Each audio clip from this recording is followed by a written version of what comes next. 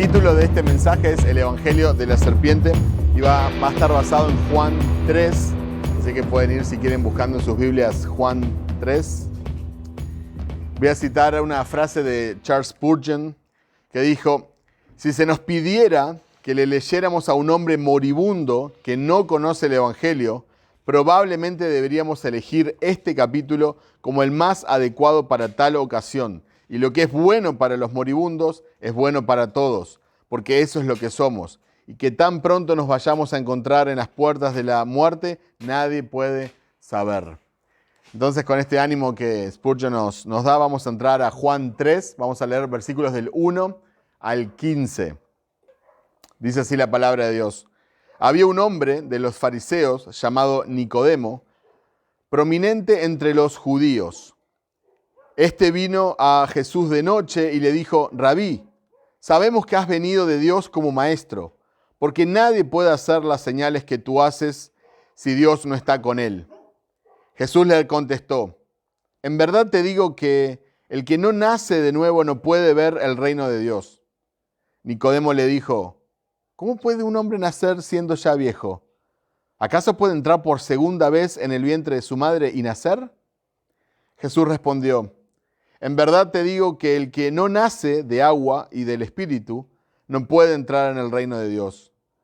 Lo que es nacido de la carne, carne es, y lo que es nacido del Espíritu, Espíritu es.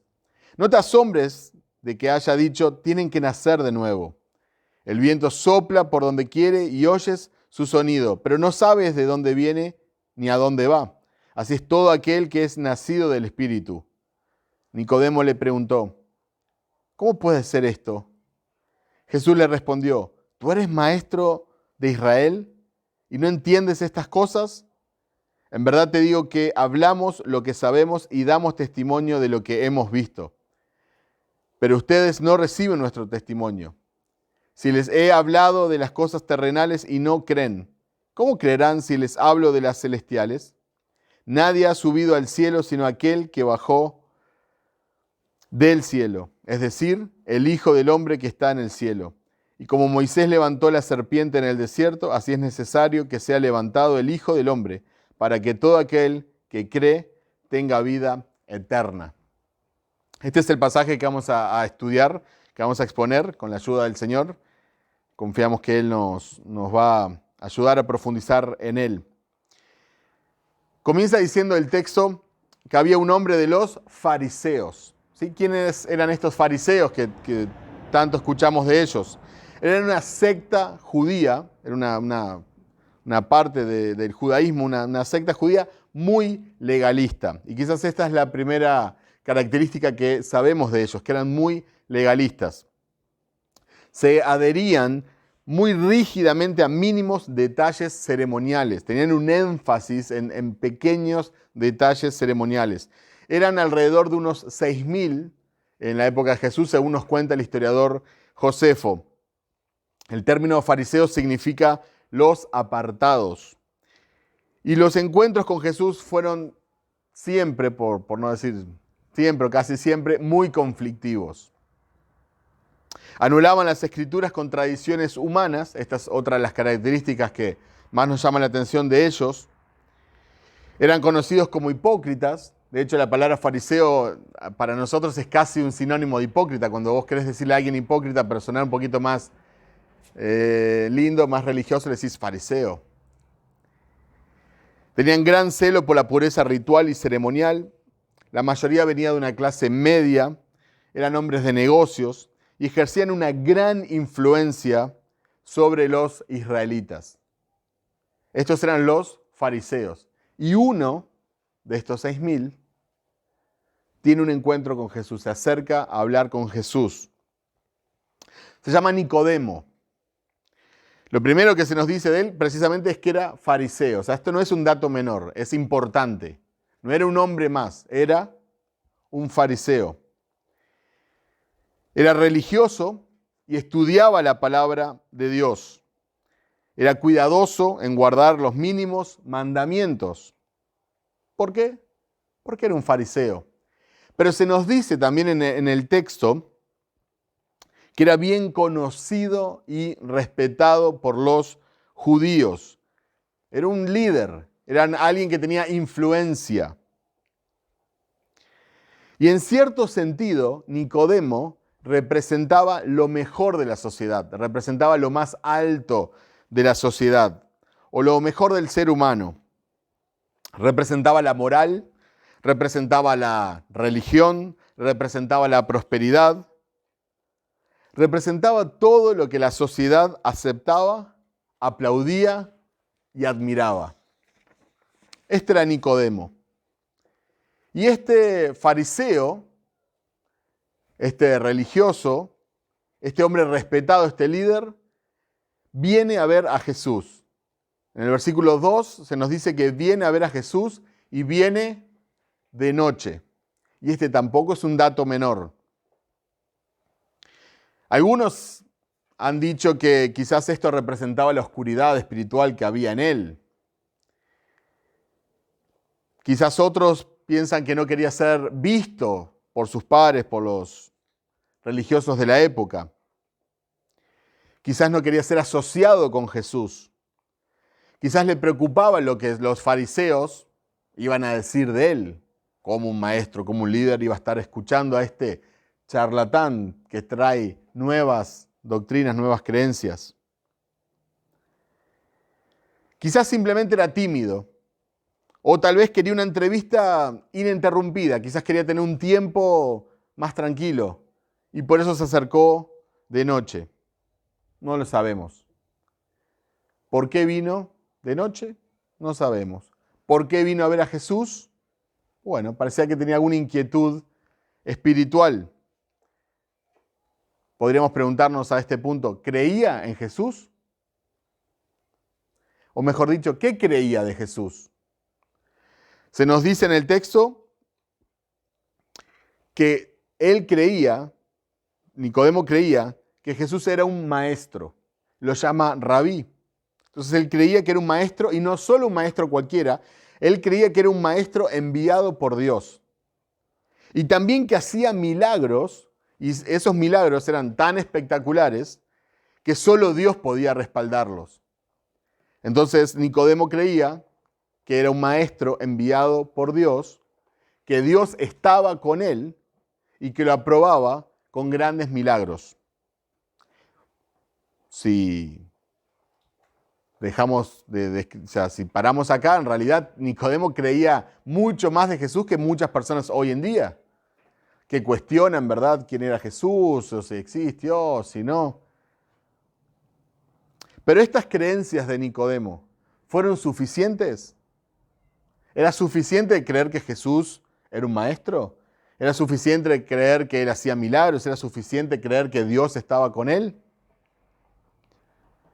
El versículo 3, lo primero que Jesús le dice es, no puede ver el reino de Dios. Versículo 5 le dice, no puede entrar en el reino de Dios. En el versículo 3 le dice a Nicodemo que tiene que nacer de nuevo.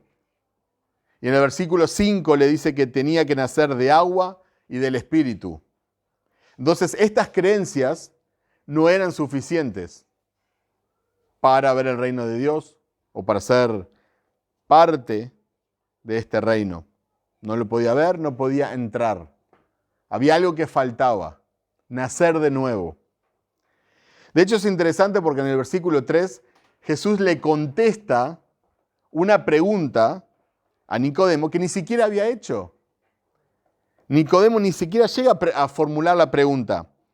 Dice, sabemos que has venido de parte de Dios como maestro, que Dios está contigo por los milagros que haces. Y Jesús va directo al grano y le habla y le contesta, porque Jesús conocía los corazones y sabía lo que pasaba dentro de Nicodemo. Si no naces de nuevo, no vas a ver el reino de Dios. No, es que yo tenía una pregunta. Si no naces de nuevo, no vas a ver el reino de Dios, al grano. Porque Jesús conocía los corazones y sabía lo que pasaba dentro de él. Ahora, nacer de nuevo. Jesús, este nuevo predicador, este revolucionario, quizás un poco rebelde, está predicando cosas un poquito diferentes a las que conocían, que ponía nerviosos religiosos, le está diciendo a este maestro de la ley, a este líder, hombre muy respetado, que tiene que nacer de nuevo.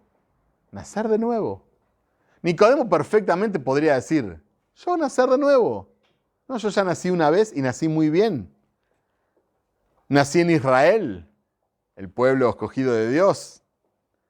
Soy un maestro de la ley, soy un líder, soy bien respetado, la gente me escucha. Soy respetado, me porto muy bien.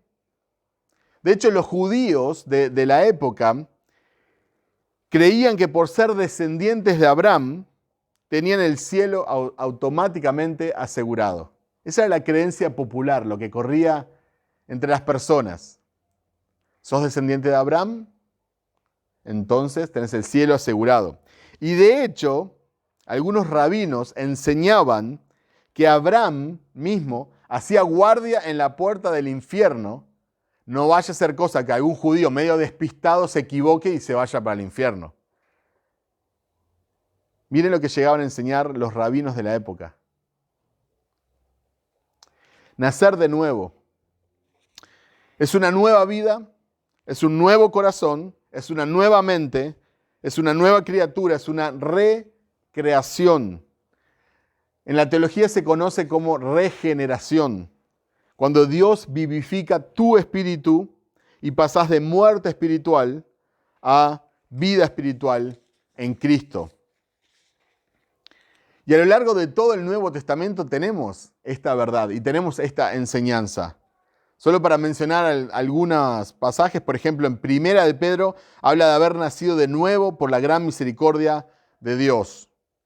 También en Primera de Pedro habla de nacer de nuevo a partir de una semilla incorruptible. Santiago habla de Dios haciéndonos nacer por la palabra de verdad. Tito también nos habla del lavamiento de la regeneración. Romanos habla de morir con Cristo y resucitar en Él. Primera de Corintios nos habla de los nuevos creyentes como bebés recién nacidos. Segunda de Corintios habla de ser una nueva criatura, una nueva creación, donde las cosas viejas pasaron y aquí todas son hechas nuevas. Efesios dice que el nuevo hombre es creado según Dios en la justicia. Hebreos dice que el inicio de nuestra vida cristiana somos como niños. Y podríamos seguir. Regeneración, nuevo nacimiento, una verdad que está a lo largo de todo el Nuevo Testamento. Y es interesante porque Jesús no le dijo a Nicodemo, tenés que lavarte de tus pecados en un rito de purificación. No le dijo, tenés que memorizar las escrituras. Memorizá muchas escrituras y con eso ya estás. No le dijo, tenés que ofrendar parte de tus ganancias. Veas mucho dinero y todo lo que Dios prospere, ofrendalo. No le dijo eso. No le dijo que tenía que hacer obras de caridad. No le dijo que fuera al templo, ni siquiera que fuera a la iglesia de moda. Tampoco le animó a leer un libro de autoayuda. Jesús no le dijo a Nicodemo que era un campeón. No le dijo, Dios te ama y tiene un plan maravilloso para tu vida. Jesús le dijo, tenés que nacer de nuevo. Tenés que nacer de lo alto, que es lo que significa literalmente esa expresión. Tenés que nacer del Espíritu. Y esto es algo que solo Dios puede hacer. Solo Dios puede darle vida a un muerto. Voy a citar nuevamente a Charles Spurgeon, conocido como el príncipe de los predicadores. Él dijo, un hombre puede desechar muchos vicios, abandonar muchos de los deseos a los que se entregaba y conquistar malos hábitos. Pero ningún hombre en el mundo puede hacerse nacer de Dios. Aunque batallara tanto, nunca podría lograr lo que está más allá de su poder. Y note usted, dice Spurgeon, que incluso si pudiera hacerse nacer de nuevo, aún así no entraría al cielo porque hay otro punto en la condición que habría violado. A menos de que un hombre sea nacido del Espíritu, no puede ver el reino de Dios. Quizás esta sea tu situación. Sos miembro de una congregación cristiana, has sido bautizado en agua, has repetido la oración del pecador, das gracias por los alimentos, das el diezmo a tu iglesia, pero no has nacido de nuevo, no has nacido del Espíritu. Por lo tanto, seis muerto en tus delitos y pecados.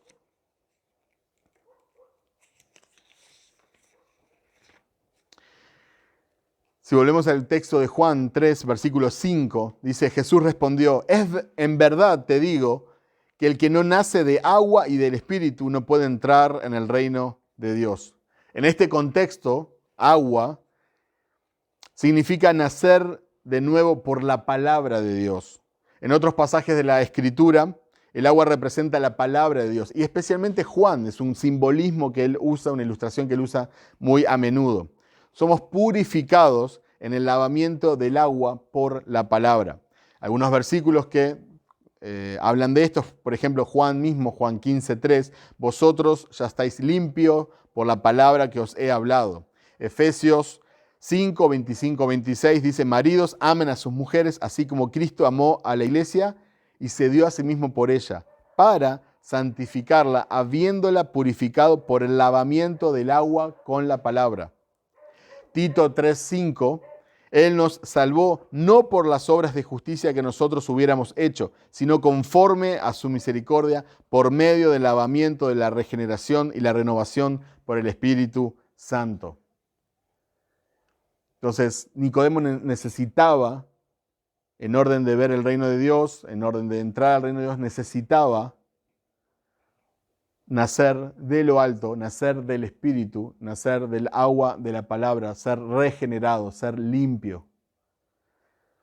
Quizás en este momento, en este punto, Nicodemo, que sabía mucho de las Escrituras y había memorizado gran parte de ellas, quizás por ahí se estaba acordando de Ezequiel 36, 25 al 27, que dice, entonces los rociaré con agua limpia y quedarán limpios. De todas sus inmundicias y de todos sus ídolos los limpiaré.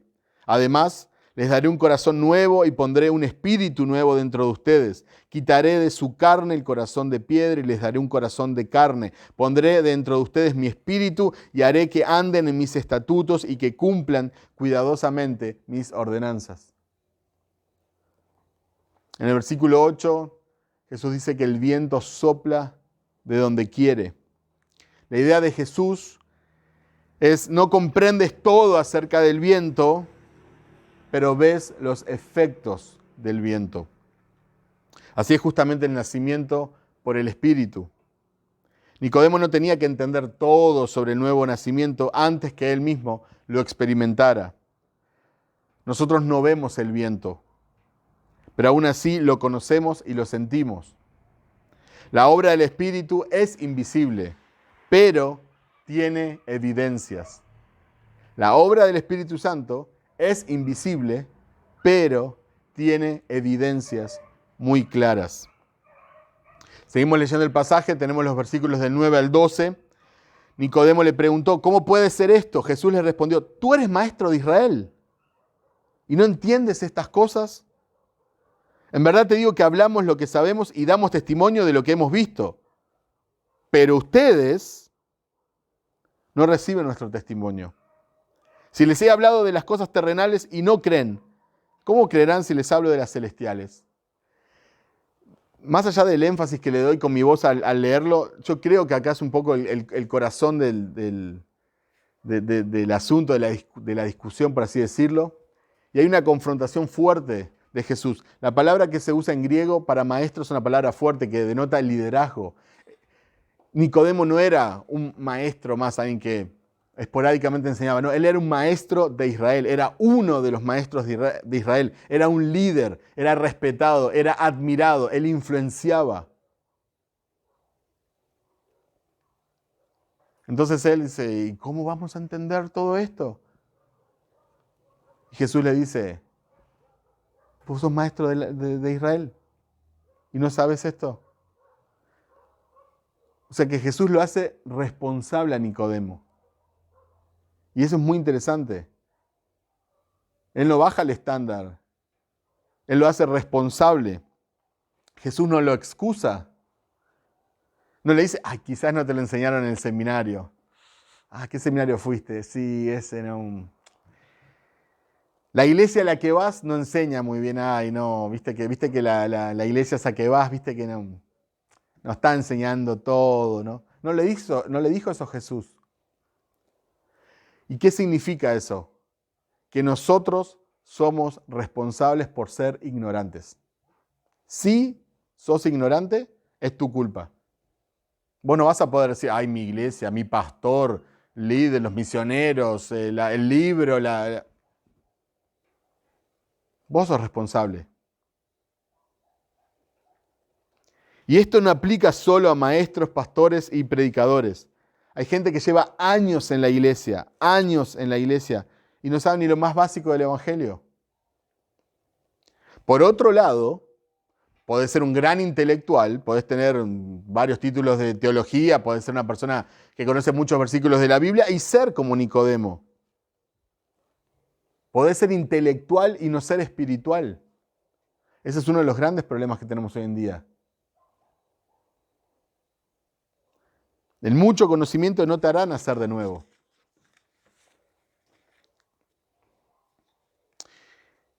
Y a la luz de esto, donde Jesús le dice, te estoy poniendo ejemplos terrenales, te estoy hablando del viento, te estoy hablando de nacer, de un nacimiento, un parto, y no entendés.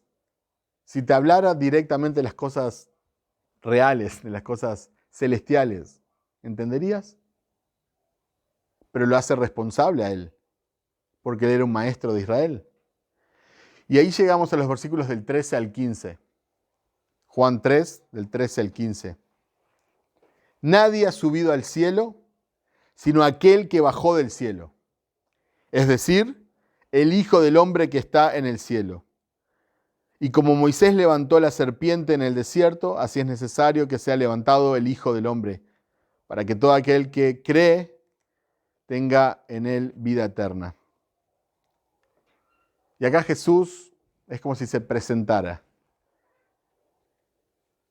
Se dice, nadie ha subido al cielo, solo el que bajó del cielo, hablando de él mismo.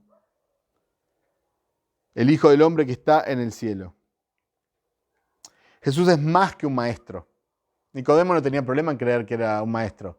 Los musulmanes tampoco tienen problema en creer que Jesús es un maestro. La mayoría de las religiones, de las sectas que hay, no tienen problema en creer que Jesús era un maestro.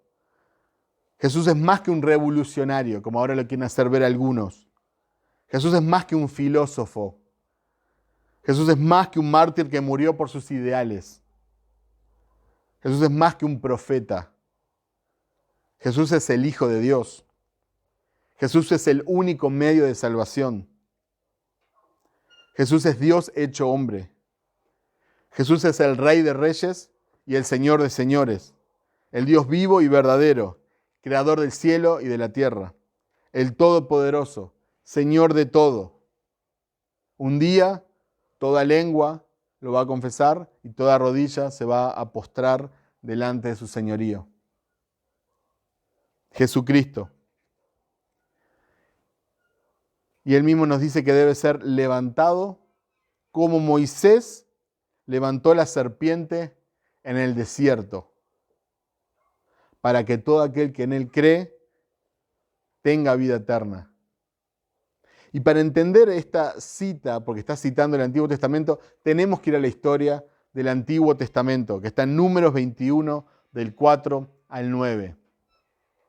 Jesús mismo está citando una historia del Antiguo Testamento que tiene como protagonistas a Moisés, al pueblo de Israel, y vamos a ver ahora de qué serpiente está hablando y qué tiene que ver esta serpiente con Jesucristo y con nosotros. Números 21, del 4 al 9. Partieron del monte Hor por el camino del Mar Rojo, para rodear la tierra de Edom, y el pueblo se impacientó por causa del viaje.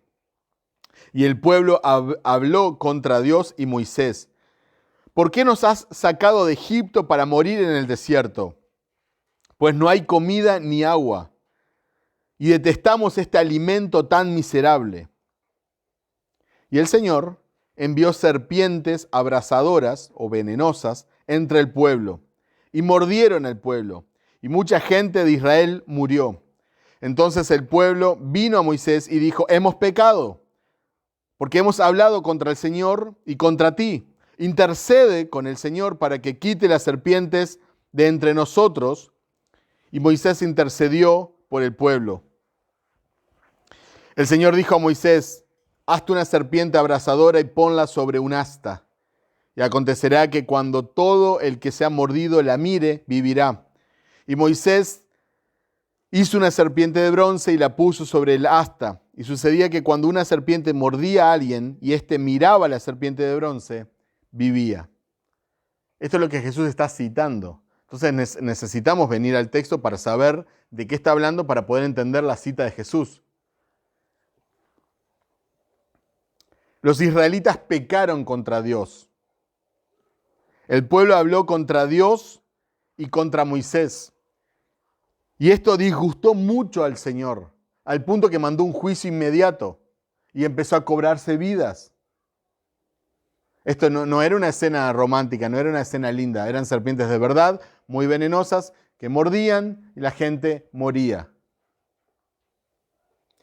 El pueblo, desagradecido, se puso a criticar, ¿por qué no sacaste de Egipto? Pero no eras, ¿qué fue lo que subió a Dios? Subió el clamor del pueblo. ¿No la estabas pasando mal como esclavo? ¿No la estabas pasando mal? ¿No ejercían violencia sobre vos? ¿No te hacían trabajar como esclavo? ¿No te estaban menospreciando? ¿No tenías libertad? Y ahora te quejas de la libertad que te está dando el Señor. Estamos en el desierto, que hace mucho calor, que hace mucho frío, que la arena, que los mosquitos, que el pan, mira este pan es asqueroso, este pan no tiene gusto a nada, esta comida miserable. Estábamos mejor en Egipto. Ahora estás mejor en Egipto. Entonces, ¿contra qué estaban endureciendo su corazón? ¿Simplemente contra la situación en el desierto? No, era contra el Dios que los había rescatado. Contra el Dios que un día ellos clamaron y pidieron ayuda. Y que Él, como Dios misericordioso y bondadoso que Él descendió a salvar. Y lo hizo demostrando su poder y su gloria, para que el Dios de Israel fuera famoso. ¿Por qué nosotros conocemos a Israel? ¿Qué tiene Israel de especial? Si es que tiene algo especial. Lo único que tiene es a Dios.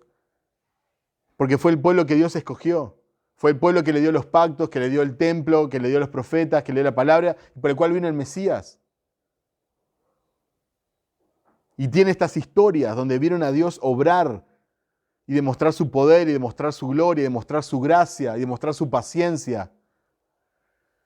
Pero ahora estaban quejando. Los planes que tenés no me gustan.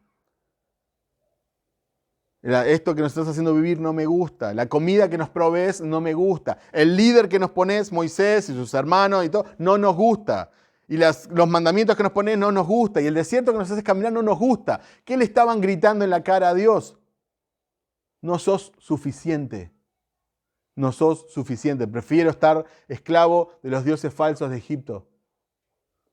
Por eso, en este contexto, se enciende la ira del Señor y se enoja tanto. Y Dios envió serpientes venenosas que morían al pueblo. Y dice en el versículo 6 que muchas personas murieron. ¿Cuántas personas? No sabemos, pero muchas personas murieron. Imaginen el llanto, imaginen el dolor, imaginen los gritos, imaginen las serpientes, imaginen el pánico, la gente corriendo. Porque nosotros a veces no imaginamos, nosotros pensamos que había una víbora, dos y cuidado que no te pique. No, esto fue una tragedia nacional. Muchas familias habrán perdido seres queridos. Muchas personas habrán escuchado gritar personas, habrán visto morir a uno, habrán corrido para salvarse de las serpientes. ¿Cuántas había? ¿Por dónde estaban? No sabemos, pero era el juicio de Dios. Y el pueblo viene a Moisés, que habían criticado, para pedirle que interceda frente al Dios que habían criticado, para volver a la situación que estaban antes, que habían criticado.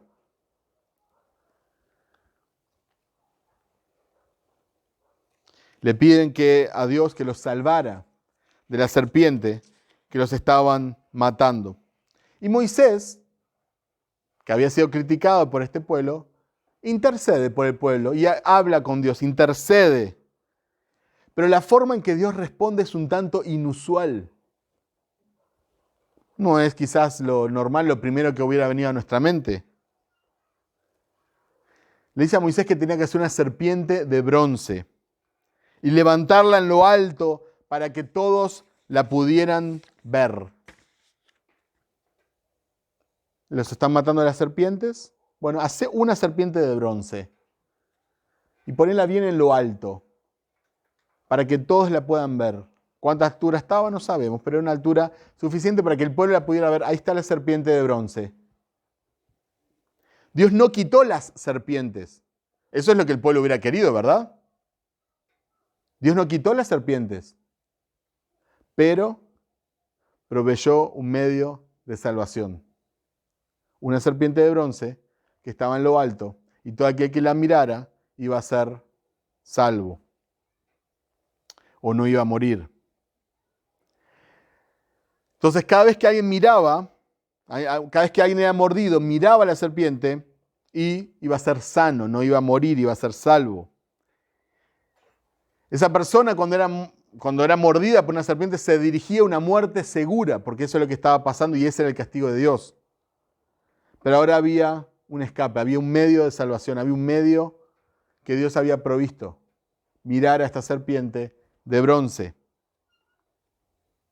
Era linda la serpiente, estaba bien hecha, estaba muy alta, muy baja, eso no importaba.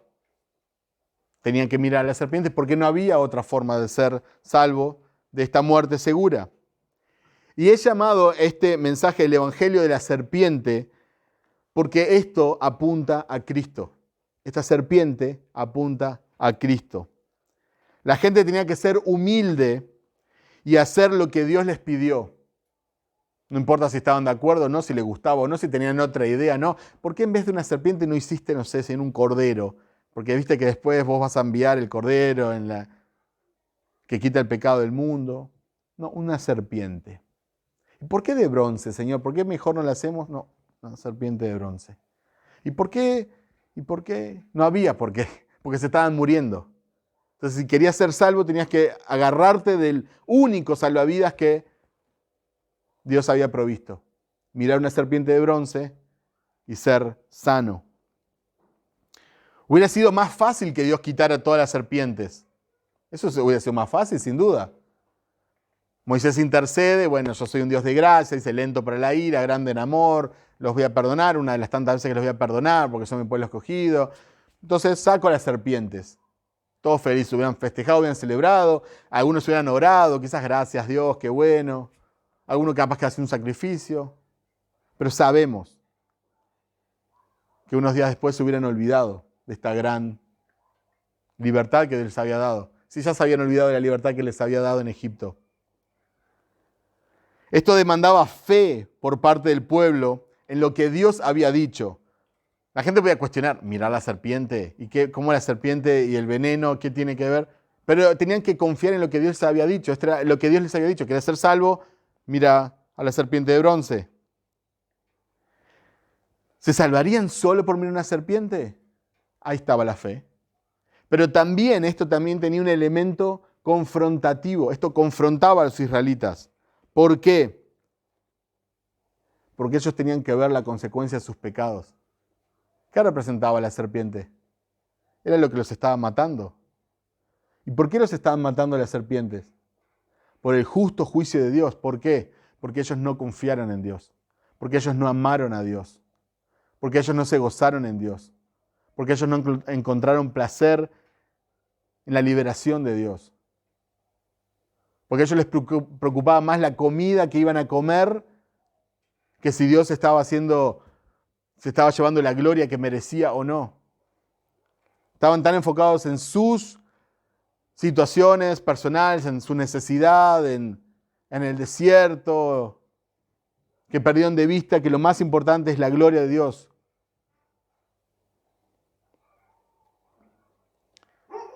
La serpiente eran las consecuencias de su pecado. Ellos tenían que mirar o una serpiente y reconocer que estaban muriendo por no confiar en Dios. ¿Por qué estaban muriendo? Por no confiar en Dios.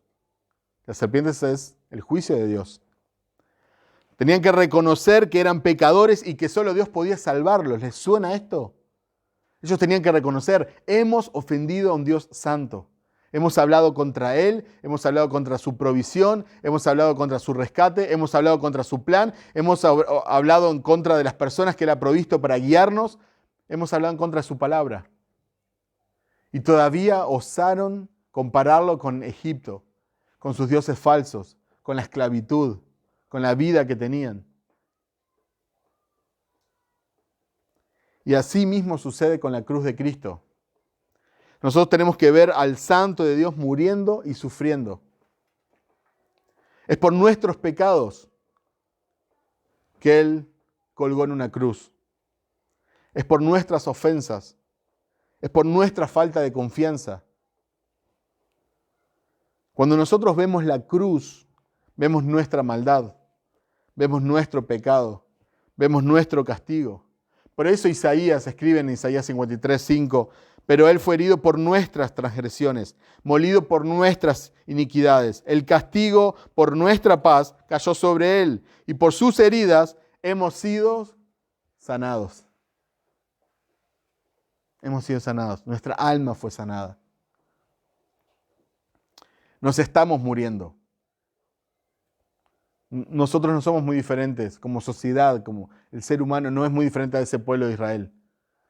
Nos estamos muriendo. Al igual que los israelitas en el desierto, nos estamos muriendo.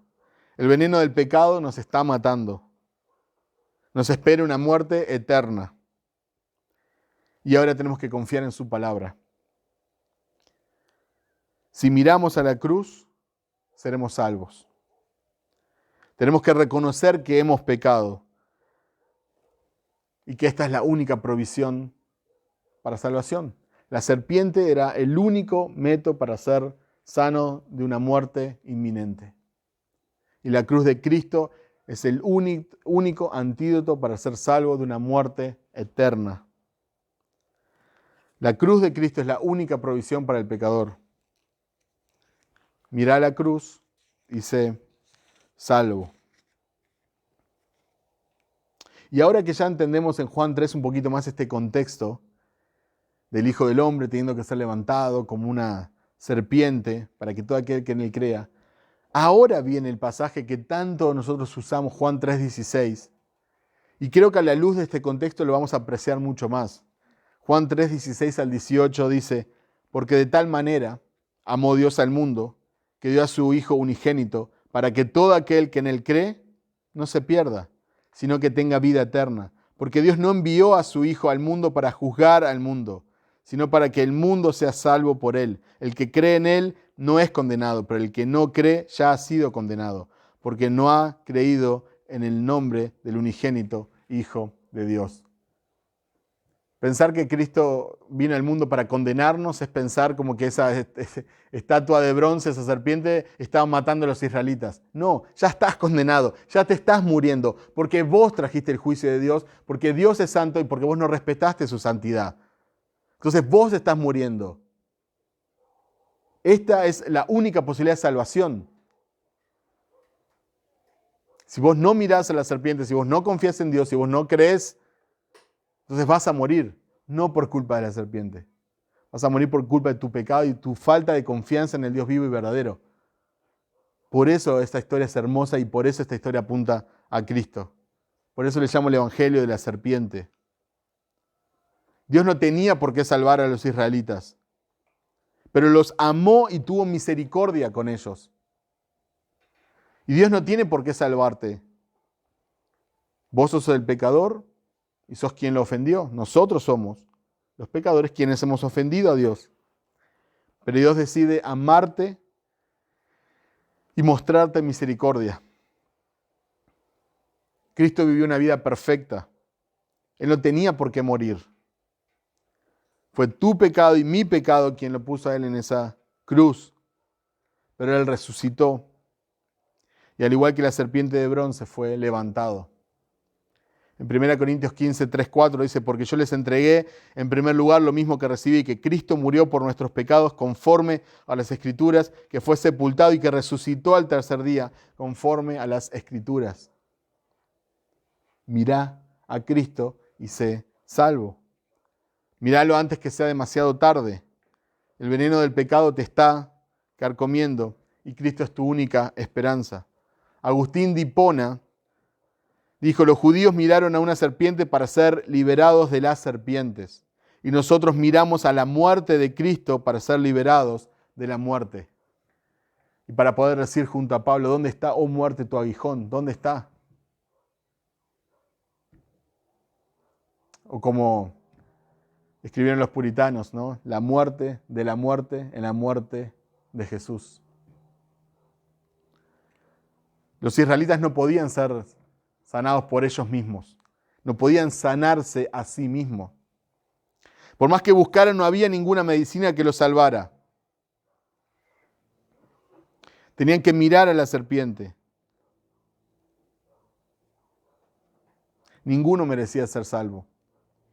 Tenían que confiar en la gracia de Dios y poner su confianza en lo que Dios había dicho que los salvaría. Porque por gracia ustedes han sido salvados por medio de la fe. Y esto no procede de ustedes, sino que es un don de Dios, no por obras, para que nadie se gloríe. Efesios 2, 8 y 9.